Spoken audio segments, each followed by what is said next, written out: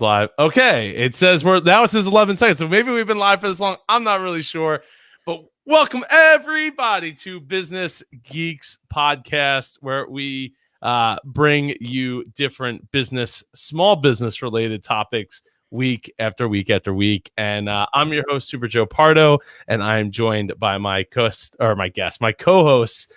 Jennifer Crawford and Samantha Riley. And tonight we have a topic about outsourcing for your business. What is it? How do you get started? How do you get comfortable with it? Because it can be a scary thing, especially if you're at a stage where you might have like 1 or 2 or 10 people, but they're all with you, and you're at your command, at your fingertips are right there, and you're like, how do I incorporate somebody that isn't in-house, part of the team there every day, at day in and day out. And that's what we want to talk about this week. And of course, we have more topics than just the outsourcing for dummies, if you will. We also have our grind your gear, or what's grinding our gears session, as well as our one cool thing that we will get to later on in this episode, which I will get to talk about why I cried for an hour and 20 minutes straight.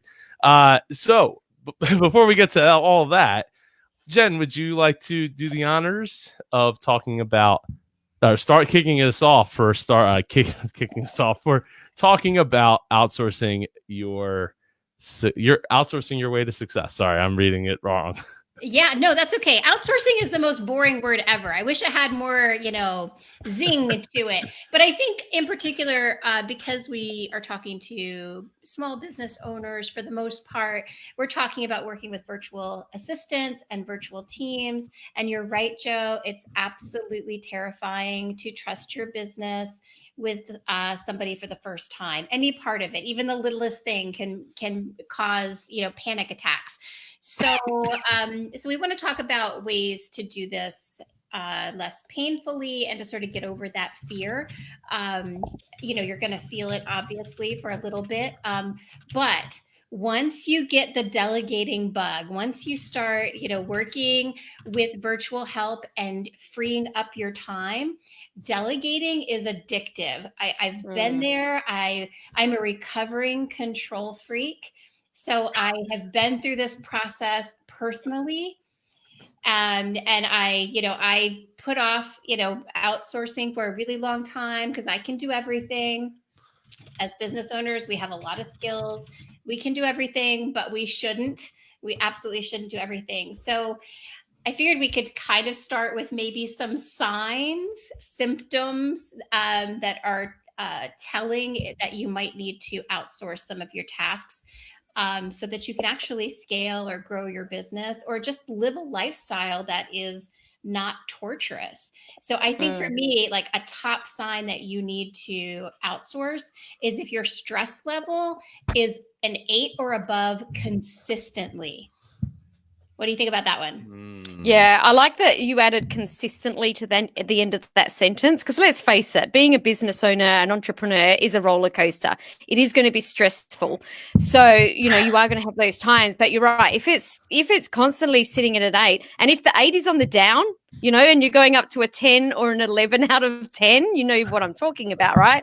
Then definitely you need to be looking at help, because otherwise you're the bottleneck in your business.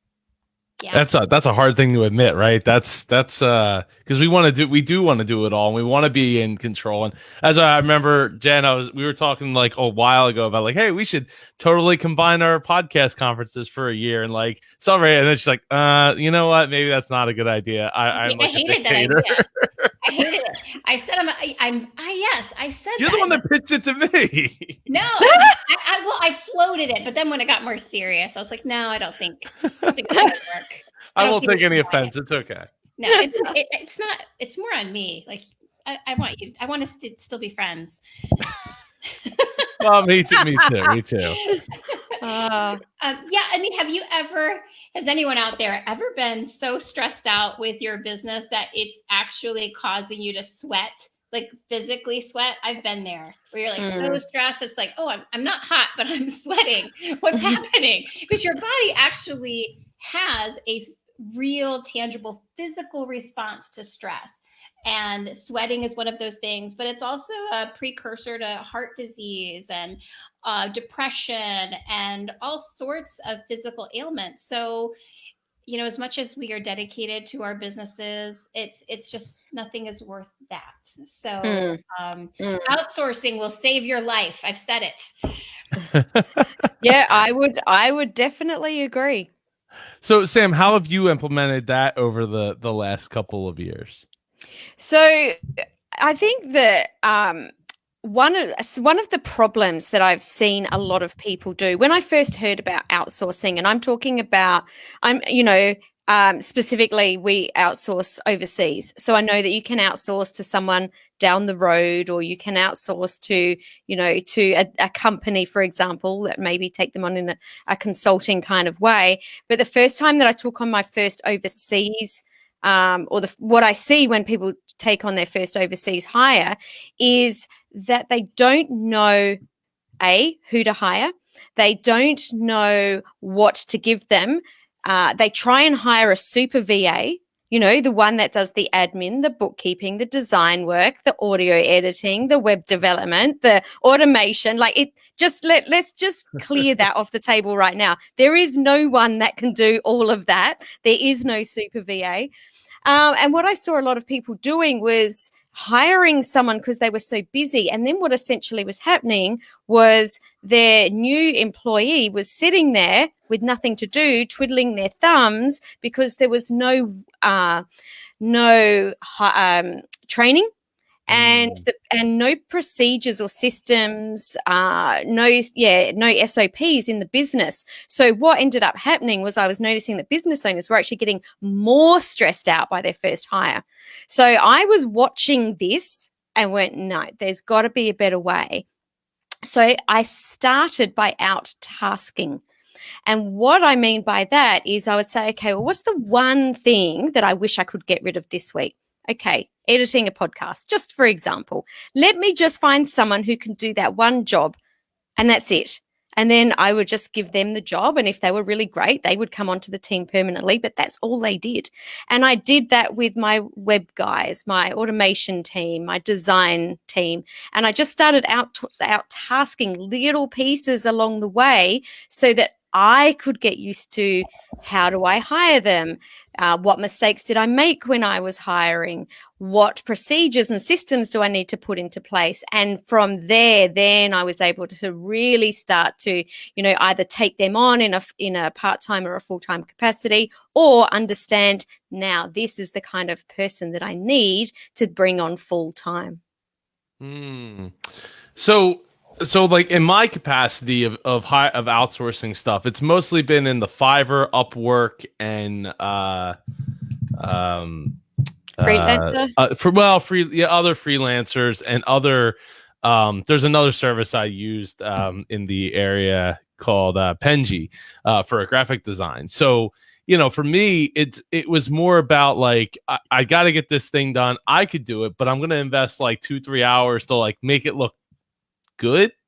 Like maybe whatever that is, whether it's a website design layout or graphics or something or logo design. Like I know I could do it, but like I'm gonna spend probably 8, 10, 15 hours in a week to like get there and not invest that time elsewhere doing the other things I'm supposed to be doing, or would probably rather not be doing doing less of, instead of just like, oh, I'll just get to play with the logo all day, that'd be great, or play with the website all day and go down that rabbit hole.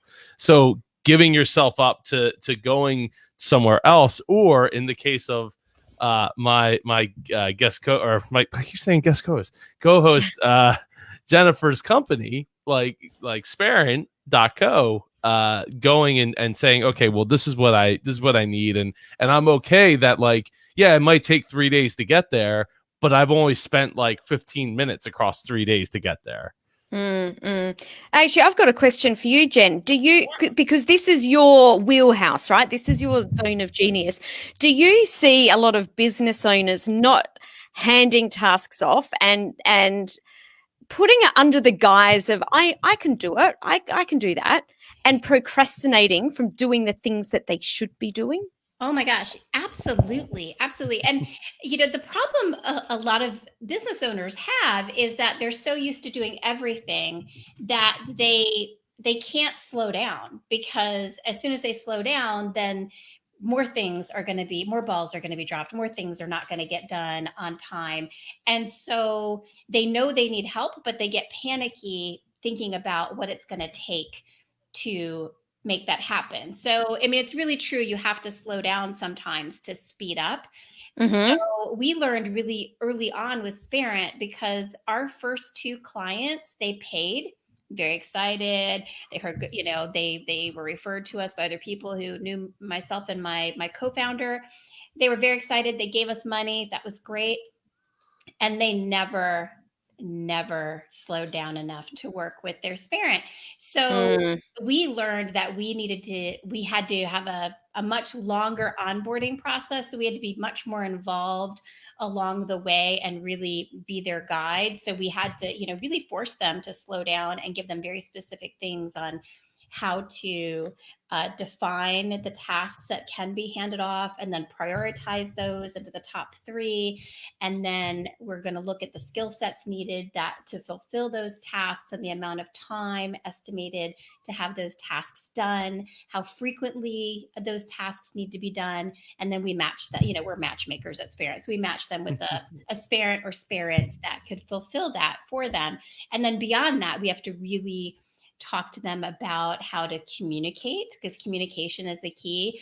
And we're at their will, right? So if you want to communicate once a week on Zoom with your Sparent, that's fine. If you want to do text messaging, emails, whatever it is, but just, let us know, because we can't read your mind, and we want to know what works best for you. Do you want daily check-ins, weekly check-ins, whatever it is? And usually it's more frequently. In the beginning, you want to check in with your clients a lot in the beginning, until that trust factor is formed. And also, just, you have to give your virtual assistant or virtual team time to get to know you and your business and your work style. Even if they know the tools and the platforms that you use, they may not be familiar with exactly how you use them. And so I think, in my experience, it takes about 3 to 4 weeks for that relationship to come to its fruition, where it's really things are working smoothly. The virtual assistant knows your brand, your company, your workflow. Everybody's comfortable with each other. Communication lessons, the trust is there, and everybody is happy. So it takes a little time for that to develop, but once it does, it's a beautiful thing, because you are getting those administrative and repetitive tasks off your plate, and then you can focus on bringing in business, establishing strategic partnerships, all the things that you need to make your company profitable. Beautiful. Yeah, I think so. I have a question. So we talked about the stress level, right? And that's when that's like a determining factor of when you should probably start to look to unload some of that. But I would say, but I guess my question is what level of money, like monetarily speaking, should you be looking like to do that, right? Like day one, when you're making $0, like, is it, everything's stressing you out, but is that the right time? Necessarily. Day one, no. I would say no. Day one is not the right time. We see clients come in when their business is established, they're making a profit, they have good momentum, but they're stagnating a little bit and going to the next level. And that's typically because the business owner no longer has the time to dedicate to getting out there and capturing new business, because they're too bogged down in the day-to-day operations. So I loved what Sam said earlier, speaking of operations, those standard operating procedures, the SOPs that she mentioned, it's so important to have those in place, as well as really good, efficient systems, because once you have those in place and documented, you're going to get more mileage out of your virtual team, because they're going to be able to work. Their work output's going to be so much more efficient than if you didn't have anything documented and your systems were a mess. And they can certainly help you. We certainly help put some better systems in place. So that might be the tasking. but it doesn't necessarily have to be the tasking. So some people just need to, get that piece in place first, and then they'll end up, saving money in the very long term. I'm going to jump in, and I know that we're okay with this, to give a different perspective. I love it. Of course. I think that day one, taking someone full time, I get that that's probably not the thing to do. However, I also see so many people getting bogged down in things that they really don't know how to do and end up not making money for weeks and months on end. I'm a big believer, if you set yourself up properly, that if you can take someone on day one to speed the process up, then it's actually a smarter move. So let me give you an example of that. Joe, you already know I'm not the most techie person in the world. I can get in and out of WordPress, no worries. I can do a few things here and there, but it really isn't my thing. So for me, when I first started my coaching program, I had this idea. So what I did was hired someone to build out my automation exactly how I wanted it built out. My sales forms, my, payments, my website, all of that done at the same time that I was on the phone getting the clients. So in day one, by the end of the first day, I had 10 clients, because I was the one that, my zone of genius is getting out there and marketing and sales. So doing that. So I think that you really need to weigh up what the virtual assistant is that is going to be helping you, and what is it that you're trying to achieve. Like, what is that outcome that you're trying to achieve? If it's hiring someone to make your social media look a little bit more prettier and yours is okay, then probably on day one it's not a wise investment. However, if I had have tried to do the tech on that, I could have still been trying to do it a month later. You know what I mean? And I wouldn't have had any clients. So I think that it is something that you really do need to think, what's the outcome I'm trying to achieve, and how can I do it the fastest and the most, the lean way at the beginning. Great advice. I agree. You made a very good point. I totally agree. Yeah, I mean, if you're looking, because you don't necessarily have those mundane daily, weekly tasks right out of the gate, right? Like, and being able to hire somebody on a Fiverr or Upwork or somewhere that can just get you, like, I need a website, like, right now. Like, it doesn't have to be amazing, but it might only cost me $100, to, like, at least I have the thing so that I have somewhere to send the people that I'm going to go get and get the money. And I can't tell you how many times with clients that I've worked with, like, in the coaching process, like, worry about getting the money first. Like, all the other stuff is not as important as, like, if you're not bringing in the monies, then none of the sales stuff matters.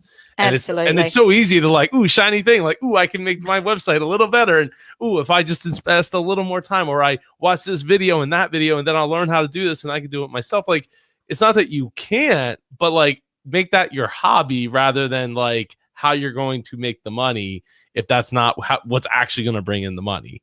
Oh, absolutely. And I think the biggest thing here to remember is, just because you can do it doesn't mean that you should do it. Like, if that was the title for this episode, like, I think I can edit it. That can easily be the title. I think it's Babe so, know that. it's so We'll write that important. in the title.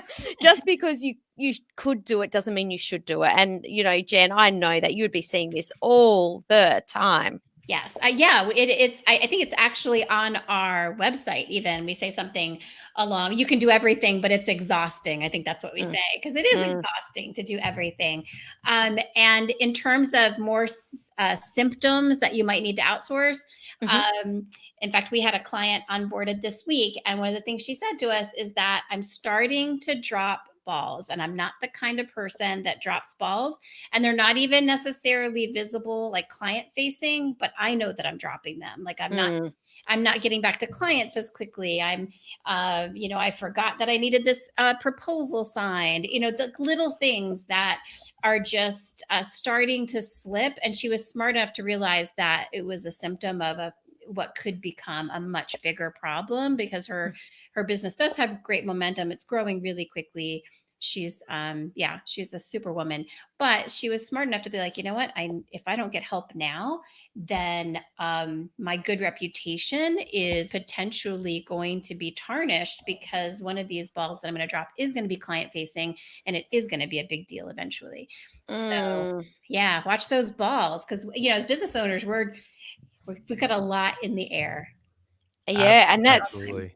that's so important to realize that, if you're dropping the balls behind the scenes, do something about it at that time, because otherwise then, you can hurt your business more. So think about outsourcing and bringing those team members on as an investment to growing your business, because, if you can climb a mountain on your own, it's not a very big mountain, right? Yeah. Oh God, I've got all the quotes happening today. I mean, you are the quotable host today. Well, so here's we're gonna spin it. So what's some of the cons to having a VA? And I'd like to start, because while I have a couple of VAs that I use for like graphic design stuff like that, I like them. I like the people. I love their story and everything. But they don't speak English very well. So there's a lot of miscommunication that happens. But they don't end up charging me for that miscommunication. They just carry on and get it right, and keep tweaking and keep working at it. I'd also say that a con is like, the less you want to spend on a VA, the more time you're going to have to invest in making that VA be able to work. Because you're like, hey, like I got to come up with the whole idea and everything. Like, okay, so it's only going to cost me $10 to get this image done, but like I got to like literally like sketch it out like on a piece of paper, take a picture of it, and be like, that's what I want, or sending a bunch of examples of like exactly what you're looking for, versus like, hey, I got this idea, like I need this thing, and here's like a one short like sentence or paragraph on it, and then they just go and come up with an idea, versus where it costs me hundreds of dollars versus like 10. Yeah, I think communication can be an issue. Depending, particularly if you're using overseas help and English isn't their first language, there could be written or verbal communication issues. I've heard the opposite too. It just kind of, I think, depends on who you find. They probably have, I'm sure, varying degrees of communication skills. With Sparent, we use all US-based Sparents, so it's not an issue with us, but we don't charge $6 an hour either. So, it is kind of there are a lot of levels and different VA services out there, and they range from single dollar amounts an hour all the way up to I've seen as high as 75, 85 an hour for specialty skilled VAs. So you kind of just have to find one that fits your budget and the style and what you're looking to fulfill. But yeah, Joe, I mean, it's frustrating. I mean, the communication, because again, it's like this is a convenient service that's supposed to be saving you time. So when it immediately costs you more time, that can be very disheartening and can turn you away from it. But I'd say even in that situation, kind of, you have to keep trying. Yeah. I think that you've raised a really good point, Jen, and I want to go back and touch on it because it was really, really important, is understanding your style as a person, as a business owner, and hiring to that. Because I'll have clients come to me that are very new in business. They don't have any systems and procedures. They don't have any experience in handing off tasks or jobs to people. So, I would say to those people, if you've got no experience, I would tend to hire someone that is more, local, even if, just so you can pick up the phone and speak to them or jump on Zoom a lot easier.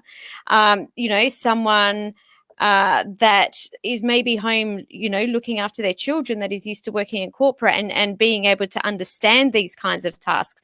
So you'll be paying them more, but you'll get the outcome that you're looking for. Again, we're talking about the outcome And, for someone like me that's been hiring staff for, 25 years, I've got my systems and procedures. I know how to hand tasks off. So for me, I'm okay with hiring someone in the single digits, knowing that I can say, open this file in the Google folder. The SOP is there. You just follow it. So you need to know where you're at in business as well.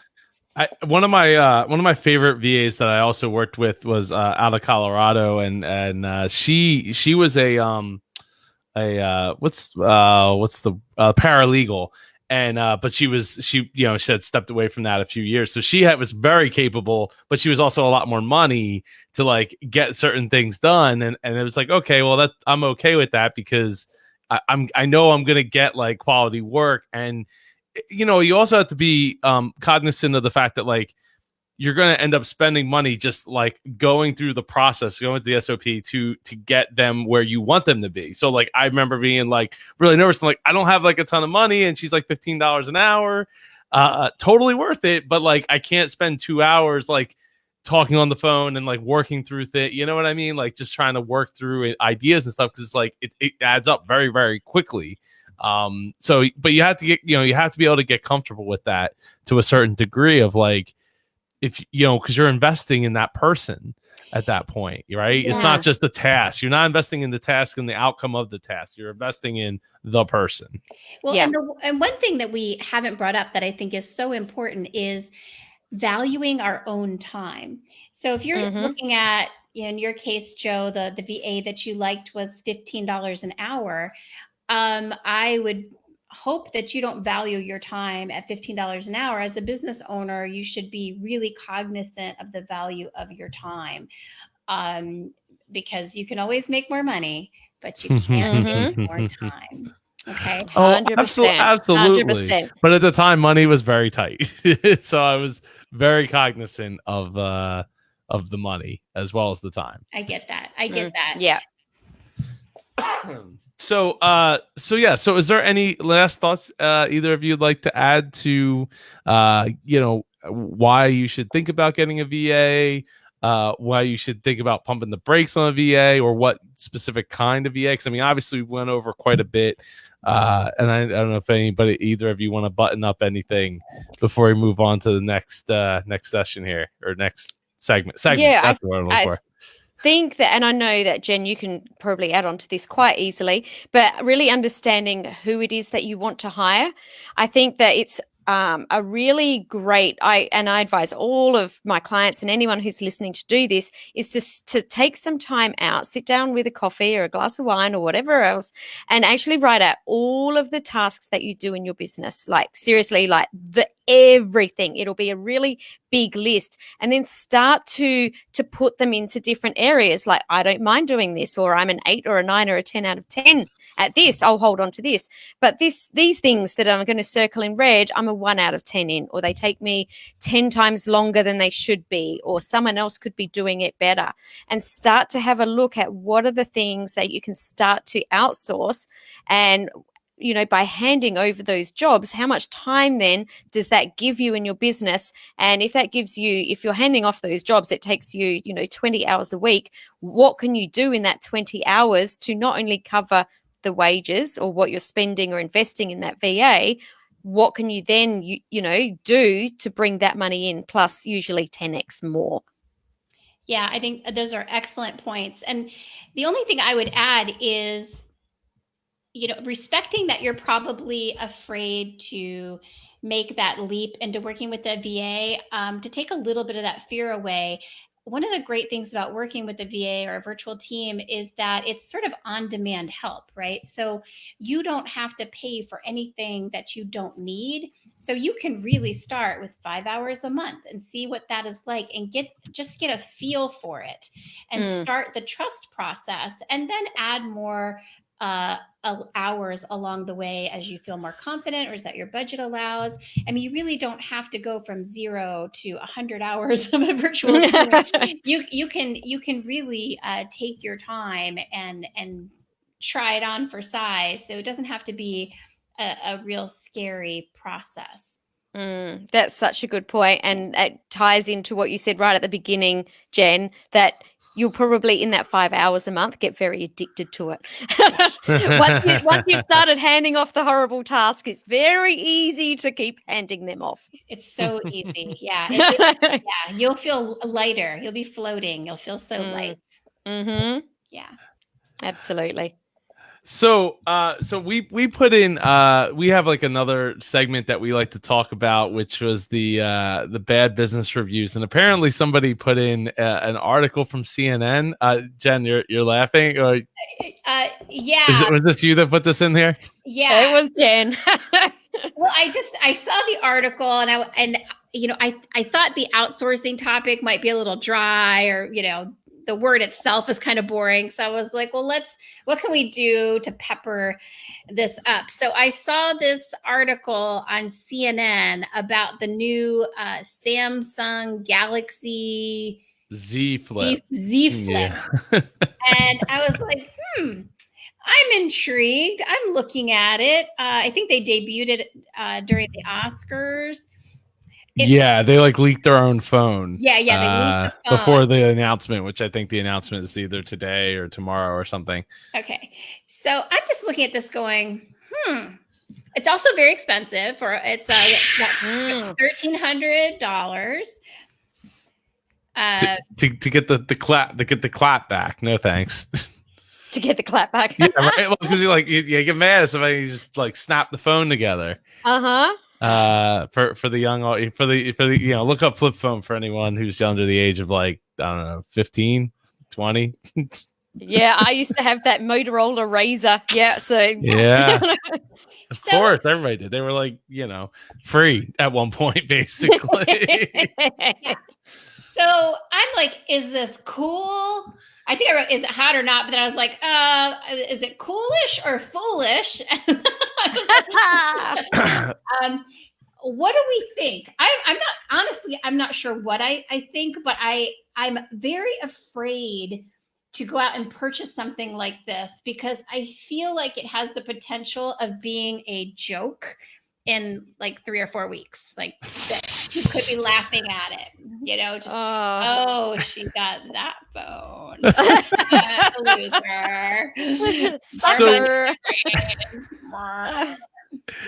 So Motorola has the Razr back, the Razr's back, and it was recently said that they put it through a machine and they could only get it the full 27,000 times before it broke.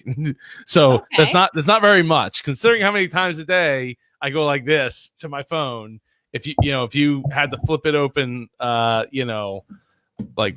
say 30 times a day, you're gonna hit that in less than 2 years, the 27,000. And it's like $1,000 phone, so it's not like it's even it's like $350, it'll last 2 years and you get a new one, no big deal. So the Galaxy Fold, the one that broke last year, and then they recalled it and then came back out with it. That's a $2,000 phone that turns into a tablet. I'm not a female, so for me, some females. Is this a girl phone? Well, here's the thing, right? They have smaller pockets, in jeans, right? Yeah, I like the size of this phone. So that's my question. Does the size offset the fact that it's starting at $1,000? Okay, can I do a sidebar comment on the price? Yeah, go for it. Go for it. I am so sick of people complaining that we spend $1,000 or more on a phone because it's not a phone. it has phone capabilities, but it is a powerful computer camera, video camera. It is I have no problem because I'm so wealthy. I have no problem dropping $1,000 plus on a phone because it's not a phone, it's a computer. I run my business off of it. We all do. Stop thinking you're buying a phone for $1,000. You're buying a computer that fits in your pocket for $1,000 that you cannot live without for 2 seconds. It's a bargain at $1,000. I could not agree more. Not agree more. Thank you. I thought I was going to have another controversial No. I say that all the time. I'm like, hang on a minute. Exactly the same. It's a computer, it's a phone, it's a video camera. And if we were buying all of those things 20 years ago, it would be way more than this. I mean, and what more do we the want? computer didn't even have the capabilities that we have, with our smartphones. So we have a camera. The camera alone is better than what $1,000 camera used to be 10 years 100%. ago. Like, what more? What greedy beasts are we? How much more do we want out of our pocket technology? Everybody, calm down and cough up $1,000 if you want this thing. Oh, okay. Well, what I would really like is someone to cook my dinner. Like, seriously, I like. Okay. If it cooked my dinner, then it's all Yeah. over. All right. See, you can charge whatever you want for it. So Okay. my problem is not the price with this phone. Absolutely not the price. My problem with this phone is it too different? Is it too weird? Do we need it? Do we need this phone? Well, the size really comes down to size, right? Because You think and it that's comes why I down to was size, going back to the female aspect of like the smaller pockets. So, to be able to like clamshell it, and assuming if I haven't actually like watched like Marquez Brownlee's MKBHD's video on this yet. I'm sure he has one. I'm but sure. but like, does it fold actually flat, or is it like triangle-ish? Right. And I have a question. Does it have a crevice where crumbs and dust and dirt can get in there? Probably. It looks like it. Yeah, Probably. I think so. It's got a hinge, so it's I going can't. to. Yeah. let's I see. can't deal with that. That's gross. Yeah. I think more for me personally, and when I think about the way I use my phone, I'm tapping it all the time because, I want to take an image really quickly, or I'm just checking my notifications or whatever it is that I do. I just think for me personally, opening a phone is so 1996. I tend to agree with you. The only exception I would say to that is I do miss, and I'm sure a lot of people do, being able to slam the phone down on somebody when you hang up and get that satisfaction of the slam. Why does that not surprise me about you, Jen? I mean, this technology has taken this simple pleasure away from us. I'm just thinking this fold-up phone, I might be able to get a nice smack, it'll be equivalent to a hang-up, a strong hang-up. So that's the only thing. But I agree. It's kind of a lot of work to just keep flipping it open every 2 seconds. Because I think we use our phones in a different way now. We're on them all the time. You know, back in the 90s, we weren't on the internet. When we had our phone, we were only calling and texting and maybe playing Snake. That was it. Now we're on them constantly. So I don't know that it's that practical for the way that we use our phones. Okay, so are we a thumbs up or a thumbs down? I guess we're a thumbs down on the Galaxy Z Flip. I mean the Fold I'm more interested in because it takes your phone and turns it into a tablet versus like it takes your phone and turns it into half size of a phone with a little like screen on it on the outside. It looks like there's I love how they're just spinning it around. I was going to say, it looks kind of cute there. It's purple and it's dancing. That's kind of cool. It is. Like I said, I'd rather have a phone that turns into a bigger screen and a tablet, but like we're still far away from that being like not a $2,000 thing. And again, it's not that I wouldn't, and I'm in the same boat. I think that the rub about the phones is people are still used to the idea that I'm going to buy a new phone every single year because that's the way it is. But the fact of the matter is that Moore's law has taken over and phones aren't advancing as far as like the processing power is advancing very fast anymore. So the idea and the applications haven't caught up for sure. So like if you have an iPhone 8, okay, it's like 3 years later now, and you probably don't feel the need to upgrade unless you want the better camera.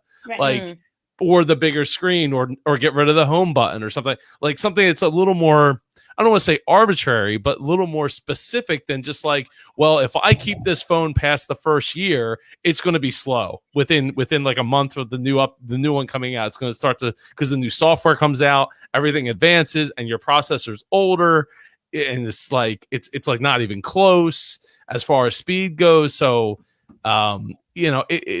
to look at like $1,000 phone, it's like, well, it's not I mean, I spent $1,000 on the iPhone 10, and I would have honestly kept it longer if I didn't want the better camera, the wide angle camera, which, with having 2 kids like literally sitting right in front of you, having a wider angle, I can be right there and not be like zoomed in on their face. So it's just, no, the folding thing, like I said, phone to a tablet, yes.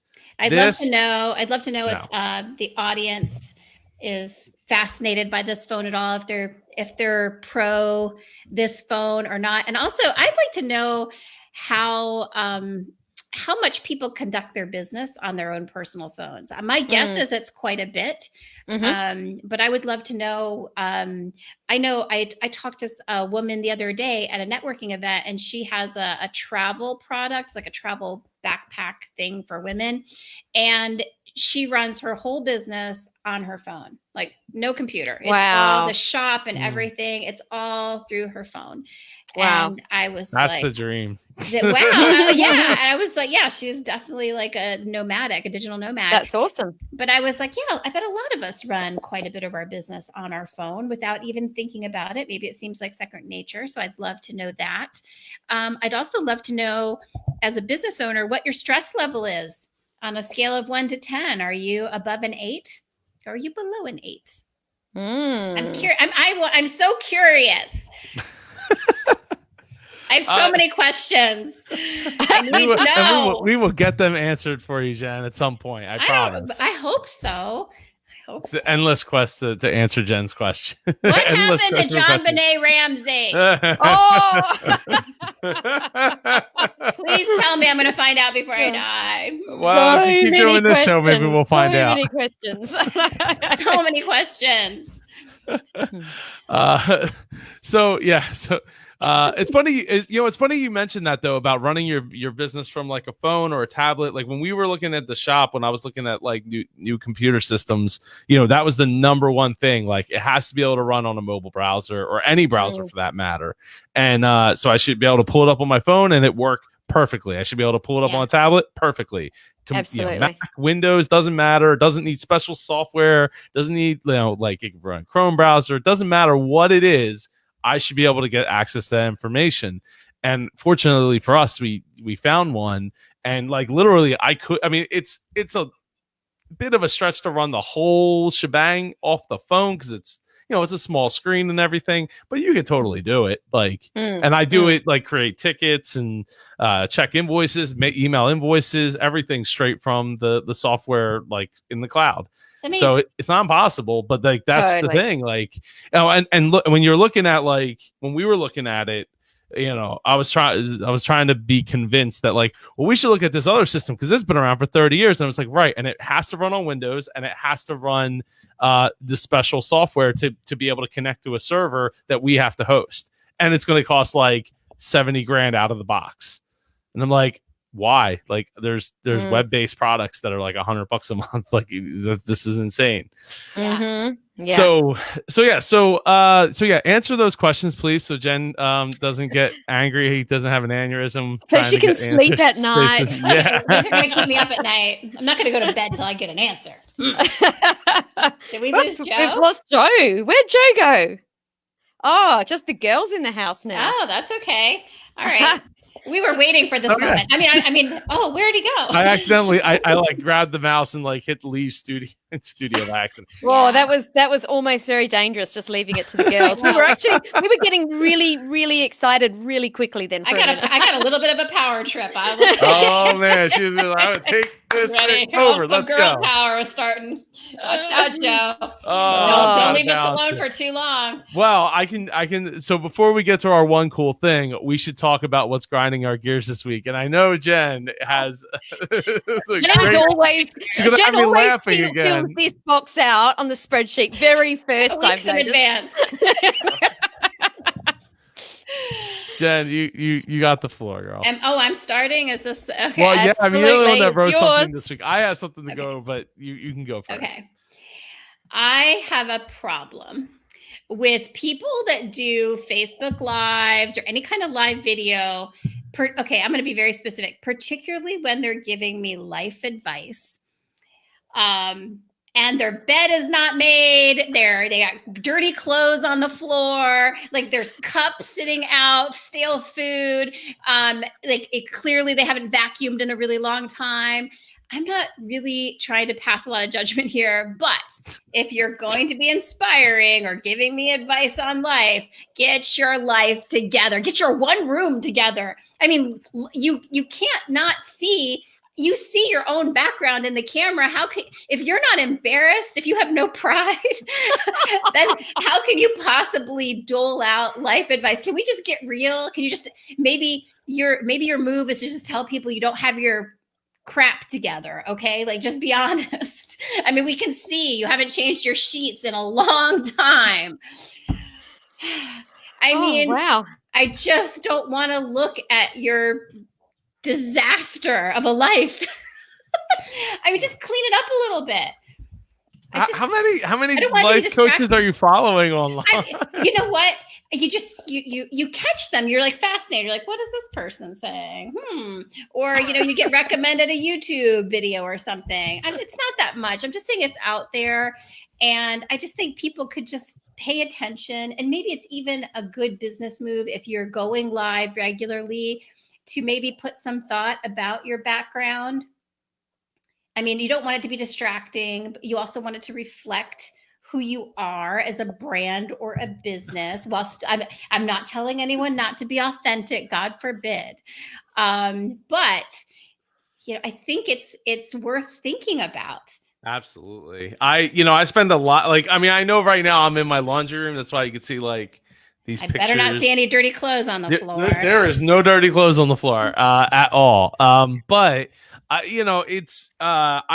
if I could be in my office right now, it's one of those things where it's even if you watch my older videos from 4 or 5 years ago, I intentionally set my room up so that my camera was facing deep into the room, had certain pictures, had certain accolades and things that were everything's intentional. I mean, even in my office, I would like to turn my desk so that my turntables are behind me and all my record albums and the books and everything were behind me.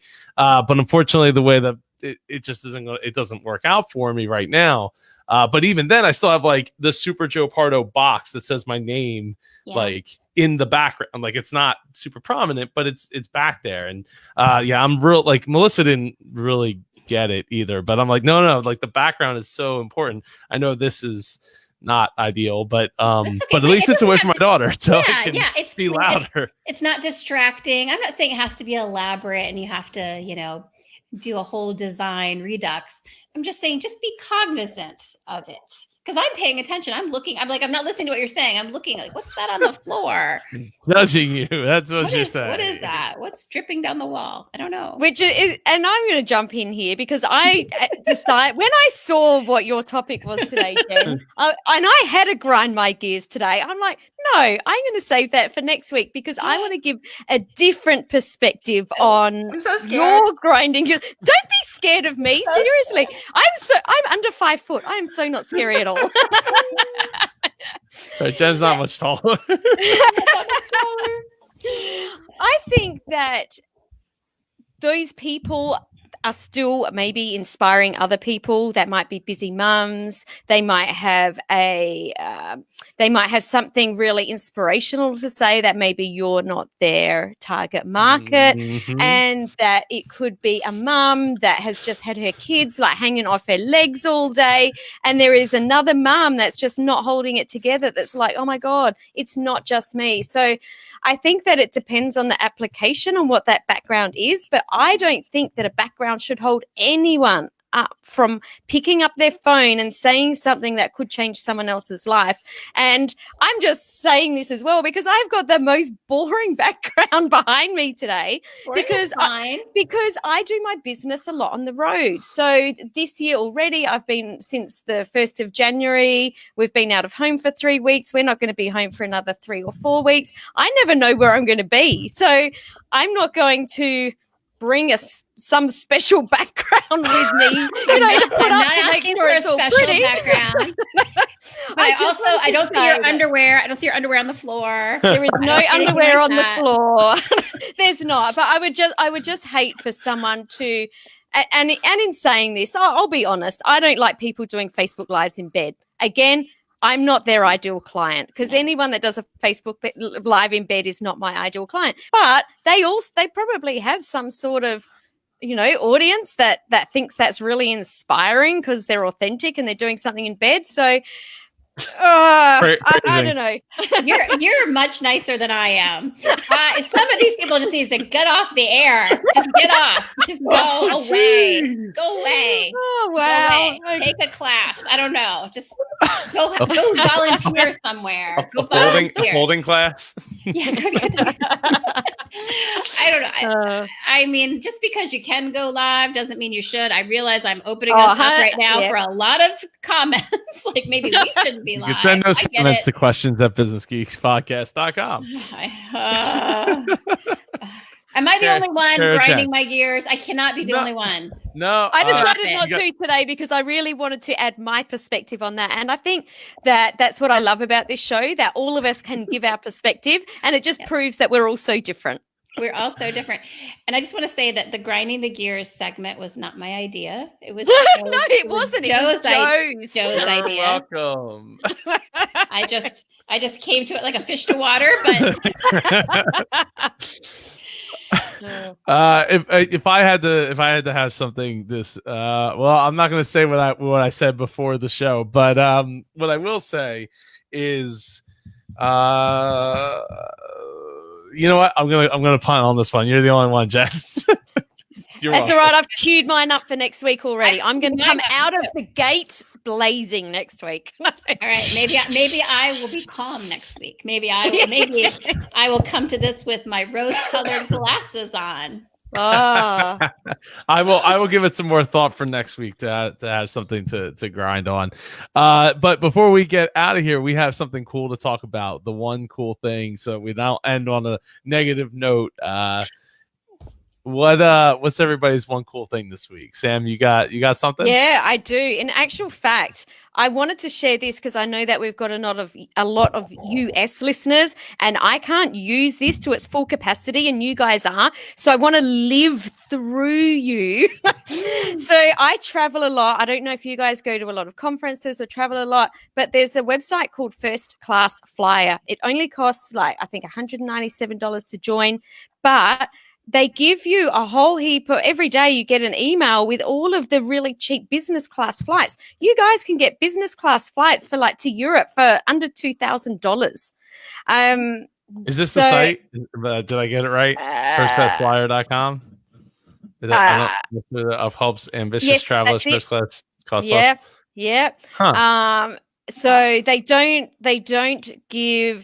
put up flights from Australia, so I can't use it so much. So I want to live through you guys. So get on First Class Flyer and have some nice business class trips at the price of coach for me.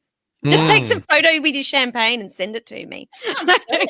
That definitely sounds, it does sound great. I will we'll definitely have that in the show notes for anybody who wants to get some cheaper flights for business class. Yeah, I like it. Jen, did you have a one cool thing? Yes, it's an app. It's called CamCard, CamCard. Do you guys? I've not heard of it. Okay. It was recommended to me actually by Mary Sue, who recommended Rocketbook to me. I am just riding her coattails.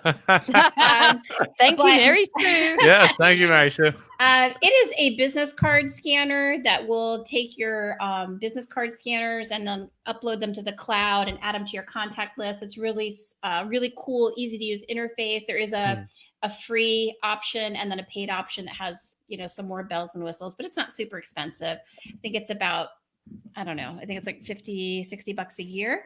But I was having this problem of I was going to I still have this problem. I go to a lot of networking events. I get a lot of business cards, and I was just getting piles and piles of business cards. And I was like, so this is great. It scans it, and I don't have to do any of the data entry myself. So it's just a nice automating tool. And you can get really slick with it if you use Zaps, like Zapier, to automate. I think you can upload these to the cloud and then have Zapier create a Zap to put them into your like Evernote email or something. or your email, whatever email platform you're using, whether it's Oh, I use through ActiveCampaign. So Does it link with LinkedIn? I don't know. No, I don't know. I don't think so. I'm kind of new to it, but I really like it. And I think if you network like I do and you're collecting business cards, this is a great solution. That's cool. Love that. I've been meaning to do that too, because my stacks of cards have just like it gets out of control over the years. Yeah. And then I remember like trying to find somebody, and I'm like, I know I met that person, and I'm like pulling out the stack, and I'm like going through card by card by card by card. Yeah, but if you can automate it, have them dump into your email campaign program, so that your contacts get a nice little email from you afterwards. Like those nice little automations are cool. It'll help you do that. Nice. That's awesome. So mine is why I cried for an hour and 20 minutes last week. An hour and 20 minutes nonstop? Pretty much nonstop. Wow. Yeah, because the movie's an hour and 40 minutes. And about the first like 20 minutes, I know, right?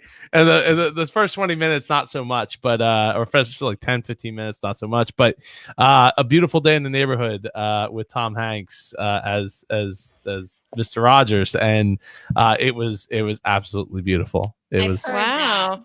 Yeah. So if you want a good cry, there's your good cry. Wow. I know, right? Like I don't usually like to watch sad movies. Yeah, I didn't realize I was watching a sad movie until we got into it. It starts out kind of creepy too. It's a very like creepy opening that turns into very depressing. I do love Tom Hanks. Oh, he's fantastic. Yeah. Totally should watch it then. Even though you'll probably I don't know about you, Jen. You might not cry, but like that guy deserved it. Right on. What are you doing? I laughed. It was a comedy, right? Yeah, right. Oh, he was grinding my gears. No, oh yeah, no, I heard that was a real tearjerker. So it is. But yeah, so that's our show this week. Talking about outsourcing and as well as smartphones, which I didn't think we would ever actually talk about on this show, but totally worth it. Thank you so much, Jen. Thank you so much, Sam, for taking the time. Thanks, Joe. And thank you all for listening and watching us on Facebook Live. If you haven't liked us on Facebook, go to facebook.com/Business Geeks Podcast. We're actually up to like 288 likes. So hopefully we'll hit like 300 in just like another day or two. It's been growing very rapidly, and I've been super proud of the amount of views and all of that. Shout out to Leon, Sam's. I almost said Sam's wife. Sam's husband. No, not my wife. for wanting to do our editing and all of that. Posting of the podcast version of this show. You can catch us 8 o'clock every Tuesday, or 8 p.m. Eastern every Tuesday. What's that in Australian time? That's 12 p.m. every Wednesday, Australian Eastern Daylight Time. So, you're in daylight time now. Yeah, you said that last week too. Yeah. Because you're going to switch back, and we're going to go. It's going to get confusing. It a little gets bit. confusing when it swaps over. Yes. Yep. So you can catch us that time as well. And if you have any business questions, we would love to take them.